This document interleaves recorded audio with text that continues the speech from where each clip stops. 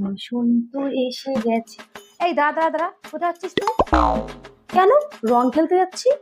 রং খেলতে? আর এই জামা প্যান্ট পরে রং খেলতে যাচ্ছিস? তোর এত বড় সাহস! তুমি বুঝতে পারছো না, আমার সব বন্ধু বান্ধবীরা আজকে বসন্ত উৎসব করবে। কিসের বসন্ত উৎসব রে? তোদের কিসের বসন্ত উৎসব? ওই তো সারা গায়ে হাতে রং মেখে ভূত হয়ে বাড়ি আসবি, আর সারা দিন ভরে আমার সেই ডলতে হবে, সাবান দিয়ে ঘষতে হবে।